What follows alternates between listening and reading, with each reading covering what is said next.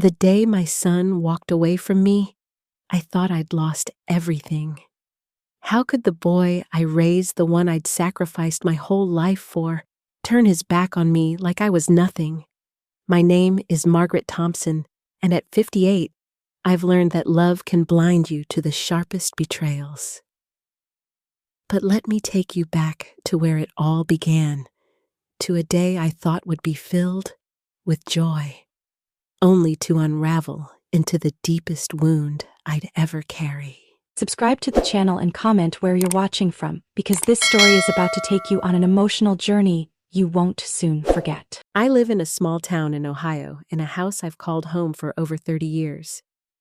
It's a modest 2-story with creaky wooden floors and a front porch where I used to sip coffee and watch my son James ride his bike up and down the street.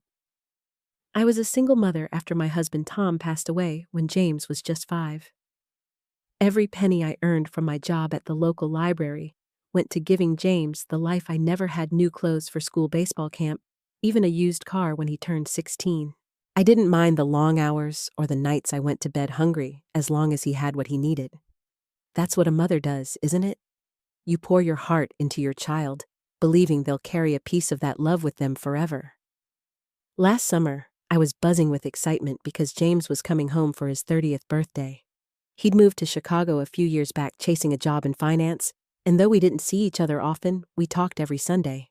His voice over the phone, calling me Mom with that familiar warmth, was enough to keep me going. For his birthday, I'd spent weeks planning a special dinner. I'd saved up to buy a prime rib roast, $60 at the butcher, a splurge for me, and I'd spent all morning baking his favorite chocolate cake, the kind I used to make when he was little. The house smelled of vanilla and warmth, and I could almost hear his laughter from years ago echoing through the kitchen. I'd even ironed my best dress, a navy blue one I hadn't worn since my niece's wedding. Standing in front of the mirror, I smoothed the fabric over my hips, feeling a flicker of pride. My graying hair was pulled into a neat bun, and I'd put on a touch of lipstick, something I rarely did anymore. I wanted everything to be perfect. James was bringing his fiancée Emily to meet me for the first time, and I'd been dreaming of this moment. I imagined us laughing over dinner, maybe even planning a wedding together. I'd always wanted a daughter, and Emily's sweet voice on our brief phone calls had given me hope she'd be the one to fill that space in my heart. As the clock ticked closer to 6 p.m., I set the table with my good china, the set Tom and I got for our wedding. I placed a small gift next to James's plate, a leather wallet I'd saved up for engraved with his initials. It cost me $75 more than I'd spent on myself in years, but I wanted him to know how proud I was of the man he'd become. The summer evening was warm, and through the open window, I could hear crickets starting their song. I lit a candle, its soft glow dancing across the dining room. Everything was ready. My heart was full, brimming with anticipation. Then the doorbell rang. I hurried to the door, my hands trembling with excitement. But when I opened it, the smile on my face froze. James stood there, his jaw tight, his eyes avoiding mine. Emily was beside him, her arms crossed her lips, pressed into a thin line. There was no hug, no happy birthday, Mom. Instead, James cleared his throat and said, "We need to talk." The air felt heavy, like a storm was about to break. I invited them in, my voice shaky, still clinging to the hope that this was just a misunderstanding. We sat in the living room, the untouched dinner cooling in the kitchen.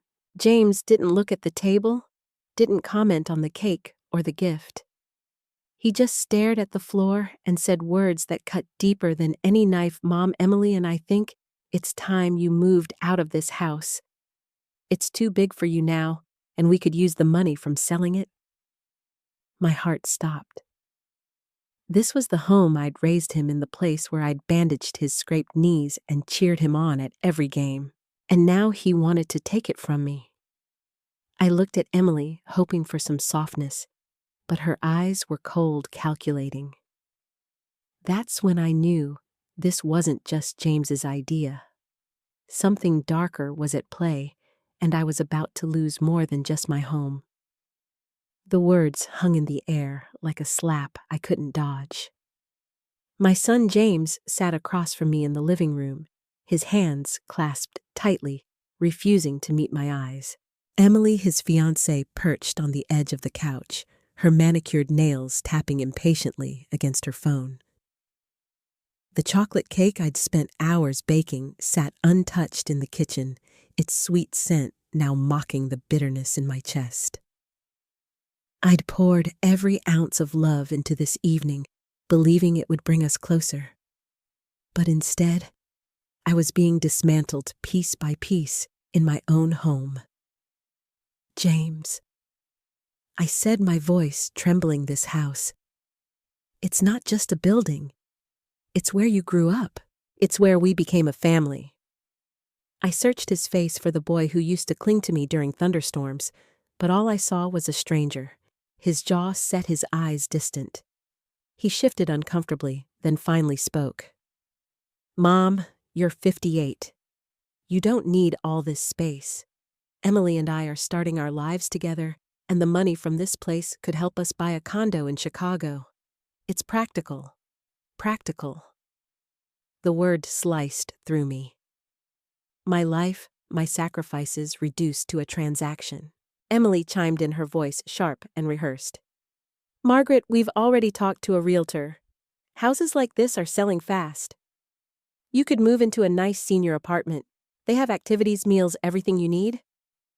Her smile was tight, like she was selling me a timeshare instead of my own future. I felt my hands clench in my lap. Senior apartment, I wasn't some frail old woman ready to be shelved. I still tended my garden, walked 2 miles every morning, and worked part-time at the library. But to them, I was already invisible, a burden to be managed. I tried to keep my voice steady. And what about me? Where do I go after you sell my home? James finally looked up, but his eyes were cold. We'll help you find a place, Mom. It's not like we're throwing you out. Not throwing me out. The lie stung worse than the truth. I'd spent 25 years paying off this house, scrimping on everything: vacations, new clothes, even groceries, so James could have a stable life. And now, he was ready to cash it in like it was nothing. The room felt smaller, the walls closing in as memories flooded back. I thought of the nights I'd stayed up sewing patches onto James's jeans to save money, the Christmases I'd worked double shifts to buy him that Game Boy he wanted. I'd given him everything, believing he'd carry that love forward. But sitting there watching Emily whisper something in his ear, I realized he wasn't the boy I'd raised anymore. He was hers now, molded by her ambition, her greed. I stood up, my legs shaky, and walked to the kitchen, needing air, needing space. The dining table was still set, the candle I'd lit for James's birthday, now a puddle of wax. I picked up the leather wallet I'd bought him, tracing the engraved initials with my thumb. It felt heavy, not just from the leather, but from the weight of my broken expectations. That's when I heard them talking, their voices low, but clear through the thin walls. She'll come around, Emily said. She's got no one else, and once we sell, we can pay off my student loans and get that car. James mumbled something I couldn't catch, but his silence felt like agreement. My heart pounded each beat, a mix of rage and grief. I wasn't just losing my home, I was losing my son. I sank into a chair, staring at the prime rib I'd spent half a week's grocery budget on. It was cold now, just like the love I'd thought we shared. I wanted to scream, to demand answers, but something stopped me. A memory flickered, my mother's voice years ago, telling me, Margaret, never let them see you break. So I didn't. I wiped my eyes, straightened my shoulders, and walked back to the living room. James, I said, my voice calmer than I felt, this is my home. I'm not selling it. Not now, not ever. Emily's eyes narrowed, and she opened her mouth to argue, but James cut. His eyes flicked to me, his jaw tight. Mom, you're being selfish. This isn't just about you, it's about our future. Selfish. The word hit like a punch. I'd given him everything, and now I was the villain. I wanted to tell him how much it hurt, how his words were tearing me apart, but Emily cut in. Margaret, we're trying to do what's best for everyone. You're not getting any younger. Her tone was patronizing, like I was a child who couldn't understand. That's when I noticed something, a bank statement peeking out of Emily's purse left carelessly on the coffee table. It wasn't mine, but I recognized the logo of my bank. My stomach twisted. I'd given James access to my savings account years ago, a small nest egg I'd built for emergencies, about $20,000. It was for both of us, I'd told him, in case he ever needed it. But the way Emily's hand hovered near her purse, the way James wouldn't look at me, made my skin prickle. Something was wrong. I didn't know what yet, but I could feel it like a storm brewing just out of sight. James, I said, my voice low. Is there something you're not telling me? He flinched just for a second, but it was enough. Emily stood up, smoothing her skirt. We should go, she said. We'll talk later, Margaret. James followed her to the door, not even glancing at the gift on the table. As the door closed behind them, the house fell silent, except for the faint creak of the porch swing outside. I stood there alone, the weight of their betrayal settling into my bones. They thought I was weak, a lonely old woman they could push around. But they didn't know me. They didn't know what I was capable of. The days after James and Emily left felt like wading through molasses. Every creak of the house, every shadow on the wall reminded me of the life I thought I'd built, a life where my son loved me, where my sacrifices mattered. I kept replaying that night, the coldness in James's eyes, Emily's smug smile, the bank statement I wasn't supposed to see. My heart ached, but beneath the pain, a spark of anger flickered. I wasn't ready to give up.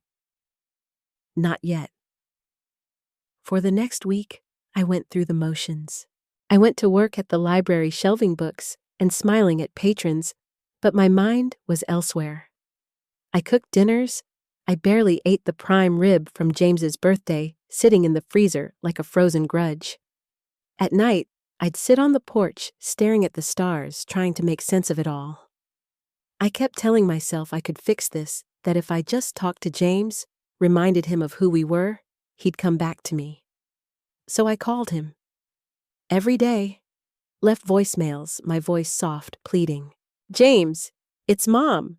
Can we talk? I just want to understand. He never answered. The silence was louder than any words. I even tried reaching out to Emily, hoping she'd soften if I showed her kindness. I sent her a text offering to host another dinner, maybe start fresh. Her reply was a single line. We're busy, Margaret. Maybe next month. Next month. My hands shook as I read it. They weren't just pushing me away. They were erasing me. Still, I clung to hope, convincing myself it was a misunderstanding. I'd raised James better than this. He'd come around. He had to. Then one morning, everything changed. I was sorting through the mail when I found a letter from my bank. It wasn't the usual statement, those came at the end of the month. This was a notice printed in stark black ink, a withdrawal of $15,000 from my savings account dated 2 days after James's birthday. My breath caught. I hadn't touched that account in years. It was my safety net built from years of overtime and skipped luxuries meant for emergencies, or maybe a trip I'd dreamed of taking to the Grand Canyon. I called the bank, my voice trembling as I explained I hadn't authorized the withdrawal. The clerk's response was calm, clinical. Mrs. Thompson, the account is joint with your son, James Thompson. He made the withdrawal in person. I sank onto the kitchen floor, the letter crumpled in my hand. James hadn't just betrayed me. He'd stolen from me. The boy I'd raised, the one I'd gone without, so he could have more, had taken my life savings without a word. I felt hollow, like someone had carved out my insides and left me to collapse. But as I sat there, tears streaming down my face, something shifted. The pain was still there, sharp and raw, but that spark of anger grew hotter. I wasn't going to let them break me. That afternoon, I drove to the bank, my hands gripping the steering wheel so tightly my knuckles turned white. I demanded every record of the account's activity. The clerk, a young woman named Sarah with kind eyes, hesitated but complied when she saw the look on my face. The records showed more than just the $15,000 withdrawal. There were smaller transfers, $500 here, $1,000 there, going back months, all to an account I didn't recognize. Nearly $18,000 of my $20,000 was gone. Sarah leaned in, lowering her voice. "Mrs. Thompson, I shouldn't say this, but I saw your son come in with a woman. She was pushing him to sign the forms. If you need help, you should talk to someone." Her words were like a lifeline. For the first time in weeks, I didn't feel alone. Sarah gave me the name of a lawyer, Robert Klein, who specialized in financial disputes. I called him that evening, my voice steady, despite the storm inside me. Robert listened as I poured out the story: James's demand to sell the house, Emily's coldness, the stolen savings. He was calm, but direct. "Margaret, this sounds like financial exploitation. We can freeze the account and investigate, but you need to be ready for what comes next. This could get ugly." I nodded, even though he couldn't see me. Ugly or not, I was done being a victim. Robert wasn't the only one who showed up for me. At the library, my coworker Linda noticed I'd been quieter than usual. Linda was 65, a widow with a sharp wit and a heart bigger than Ohio. One slow afternoon, as we reshelved books, she cornered me. "Margaret, you look like you're carrying the world. Spill it." I hesitated, but her warm eyes broke through my walls. I told her everything, the words tumbling out like a dam bursting. When I finished, Linda hugged me, her arms strong despite her small frame. "You're not alone, honey. And you're not weak. Those kids think they've got you figured out, but they don't know Margaret Thompson." Linda's words stayed with me, and so did Sarah's kindness, Robert's advice. They were strangers and friends, but they saw me when my own son wouldn't. Each conversation, each small act of support, built a bridge between my pain and my resolve. I started digging deeper, combing through old emails, checking James's social media. That's when I found a post from Emily, a photo of her and James in front of a sleek new car captioned, "New ride, new life, thus blessed." The timestamp was 3 days after the $15,000 withdrawal. My blood boiled. My savings, my years of sacrifice had bought their shiny new toy. The final straw came a week later. I was cleaning out the guest room, trying to keep busy, when I found a box of old letters under the bed. Most were from Tom, written before he died, but one was different. A handwritten note from James dated 5 years ago when he'd first moved to Chicago. "Mom," it read, "you're my rock. I'll always take care of you, I promise." I clutched the letter, my vision blurring with tears. That promise was a lie, and the James who wrote it was gone. I wasn't crying for him anymore, though. I was crying for me, for the years I'd given to someone who'd thrown it all away. That night, I sat at the kitchen table, the bank records, and James's letter spread out in front of me. The house was quiet, the only sound the tick of the old clock on the wall. I thought of my mother again, her voice steady in my mind. "Never let them see you break." I wasn't broken. I was angry, and I was awake. I called Robert and told him to move forward with freezing the account. Then I made another call, this time to a real estate attorney Linda had recommended. I wasn't selling my house, but I was going to protect it and everything else I had left. As I hung up, I felt a shift inside me, like a door swinging open. James and Emily thought they could take everything from me, but they didn't know about the ace I'd kept hidden all these years. Years ago, after Tom died, I'd inherited a small piece of land from my father, a plot in rural Ohio worth maybe $200,000. I'd never told James about it, not out of secrecy, but because I'd always planned to use it for him for his future. Now that land was my leverage, my way to take back control. I wasn't sure how yet, but I knew one thing: I was done begging for my son's love. It was time to fight. The air in my kitchen felt charged, like the moment before a lightning strike. For weeks, I'd been drowning in grief, but now with the bank records and James's old letter staring back at me, I was done mourning. My son and his fiancée had taken my savings, my trust, and nearly my home, but they wouldn't take my fight. I was Margaret Thompson, and I was about to show them who I really was. I spent the next few days moving quietly, like a chess player setting up the board.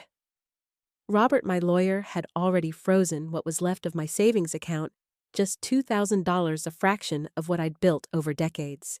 He filed a claim for financial exploitation, citing James's unauthorized withdrawals. "We'll likely recover some of it," Robert said over the phone, his voice steady, "but it'll take time." "What's your next move, Margaret?" I didn't hesitate. "I'm protecting what's mine," I told him. That meant my house, my future, and the secret I'd kept for years, the land I'd inherited from my father. I met with Ellen, the real estate attorney Linda recommended, in her small office downtown. Ellen was in her 50s with sharp eyes and a no-nonsense demeanor. I laid out everything: James's demand to sell the house, Emily's manipulation, the stolen $18,000. Then I told her about the land, 20 acres of undeveloped property in rural Ohio, valued at around $200,000. I'd never touched it, always thinking I'd pass it to James one day. Now I saw it differently. It wasn't his inheritance. It was my power. Ellen leaned back in her chair, tapping her pen. "You've got options, Margaret. You could sell the land, use the money to secure your house, maybe even buy out James's claim to it. Or you could transfer it into a trust, make it untouchable." "What do you want?" I thought of James's cold voice calling me selfish, Emily's smug caption about their new car. I wanted them to feel the weight of what they'd done. "I want control," I said. "I want to make sure they can't take anything else from me." We spent hours drafting a plan. Ellen helped me place the land into a revocable trust, naming myself as the sole beneficiary. It was a legal fortress shielding the property from anyone, James, Emily, or their future claims. Then we turned to the house. Ohio law gave James no automatic right to it, but his push to sell made me wary.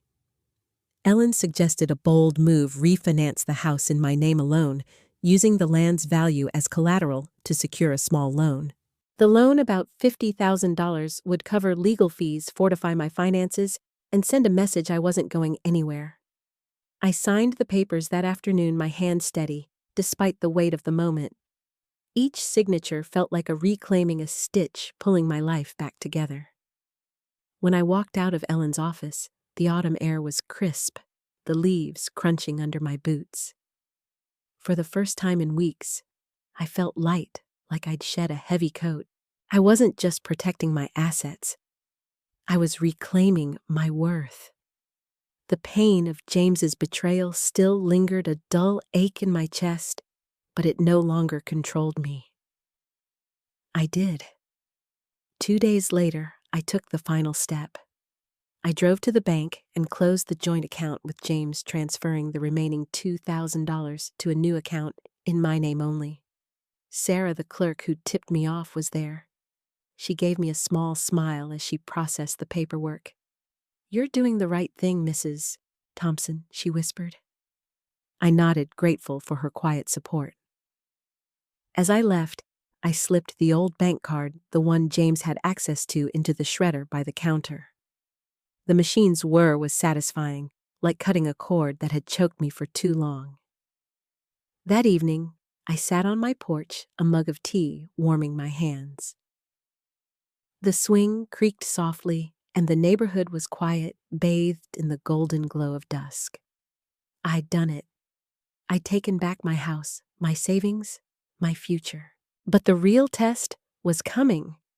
James and Emily didn't know yet, but they would soon. Robert had sent them a letter notifying them of the frozen account and the exploitation claim.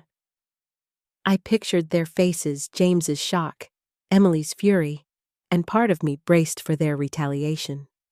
Another part, the stronger part, didn't care. Let them come. I was ready.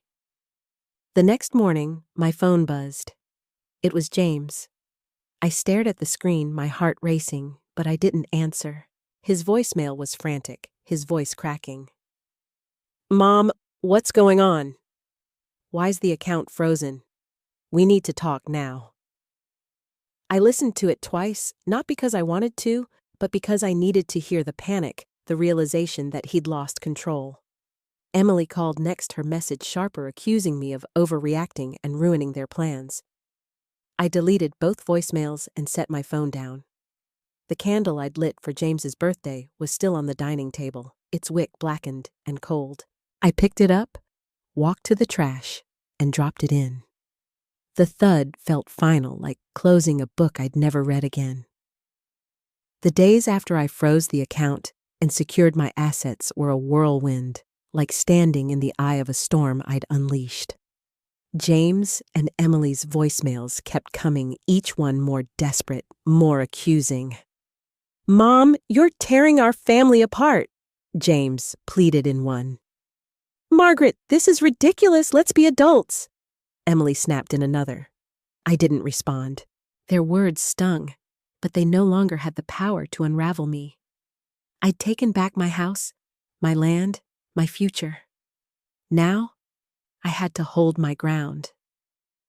James showed up unannounced a week later, his car screeching into my driveway.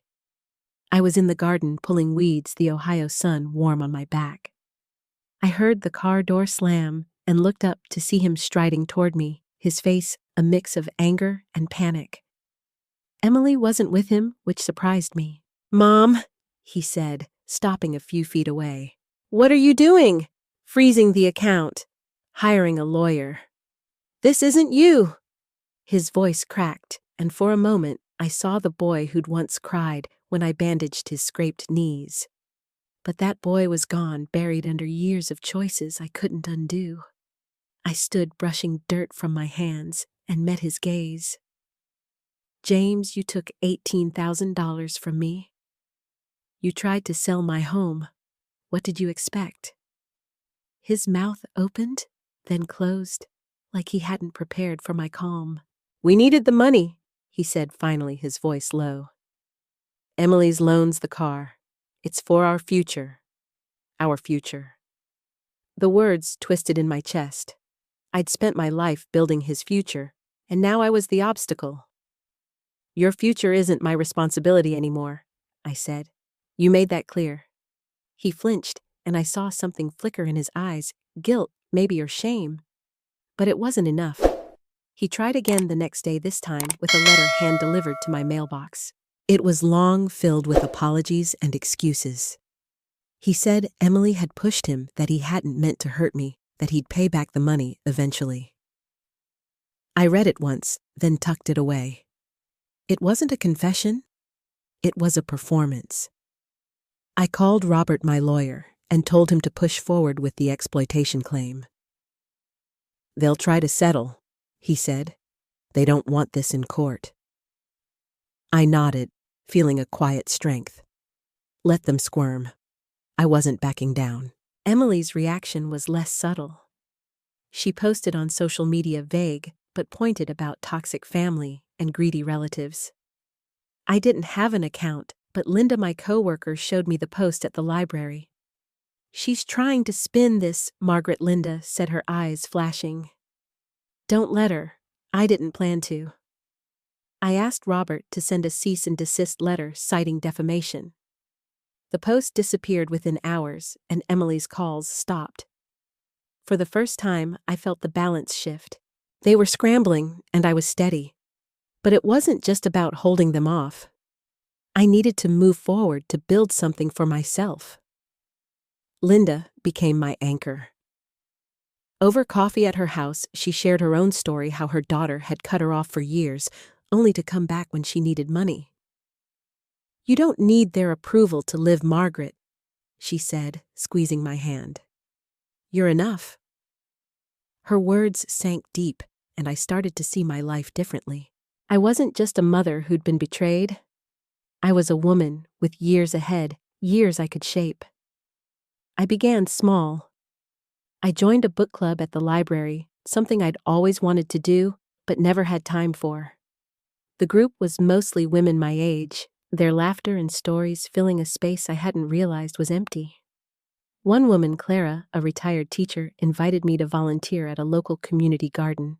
I said yes, and soon I was spending weekends planting tomatoes and laughing with people who saw me, not just as James's mom, but as Margaret.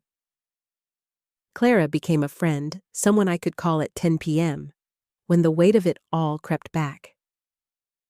"You're stronger than you know," she'd say, and I started to believe her. Then came a discovery that clarified everything. While sorting through old files for Robert, I found a credit card statement in James's name sent to my address by mistake. It showed a $5,000 charge to a jewelry store dated the week after he took my $15,000. I called Sarah at the bank, who confirmed the money from my account had gone to a joint account with Emily, then straight to that purchase. A ring, I realized.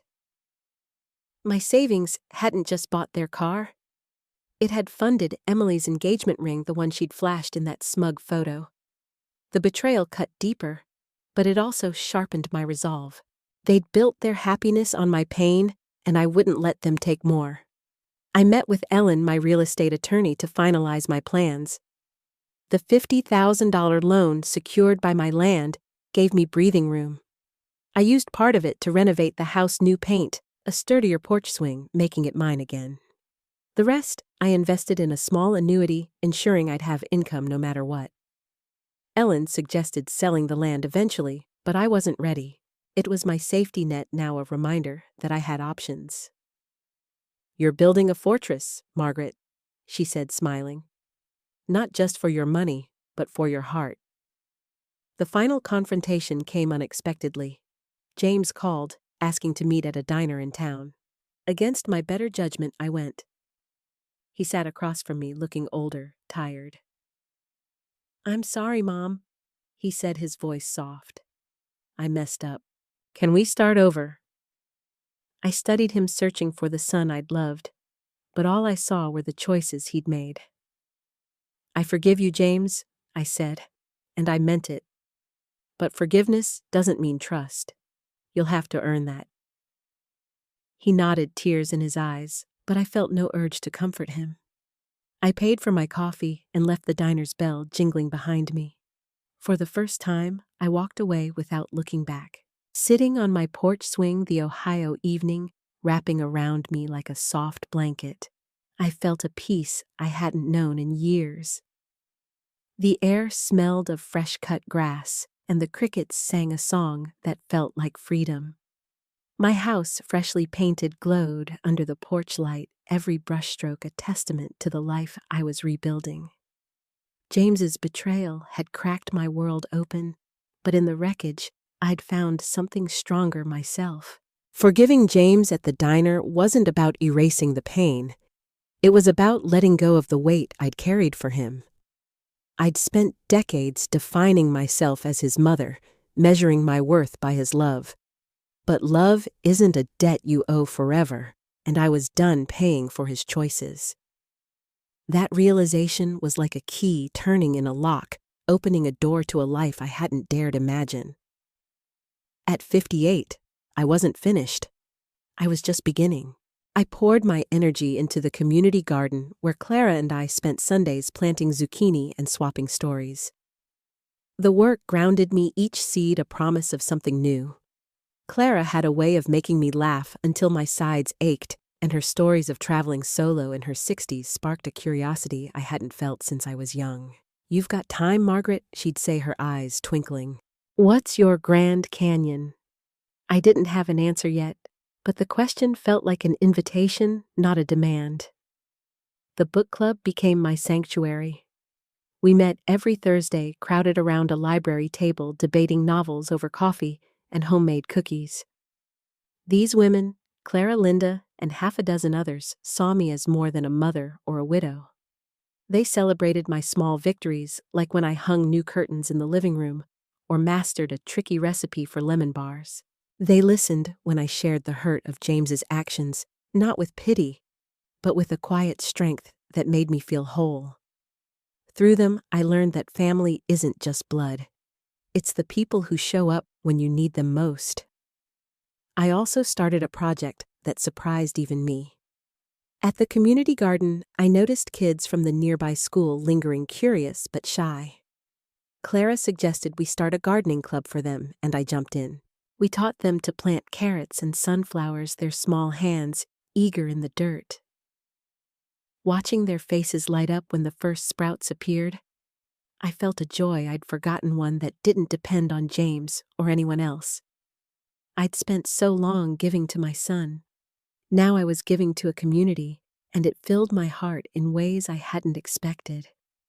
The legal battle with James and Emily settled quietly.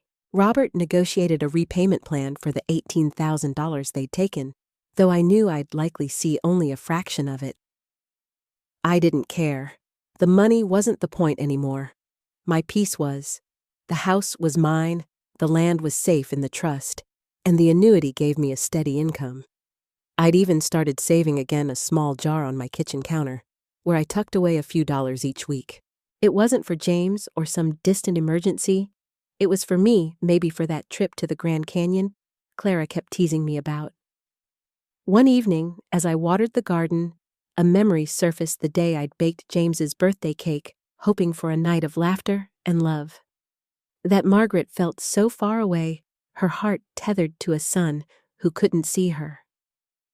I wasn't that woman anymore.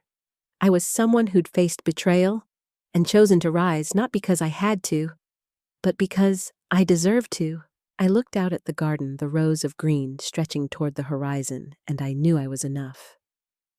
As the sun dipped low, painting the sky in hues of pink and gold, I walked back to my porch and sat on the swing. The creak of the wood was familiar, comforting, like a heartbeat. I didn't need James's approval or Emily's regret to know my worth. I'd built a life from the ashes of their choices, and it was mine, vibrant, messy, and full of possibility. To anyone listening, let this be my truth. No matter how deep the hurt, you can find your way back to yourself. It's never too late to start again, to choose you.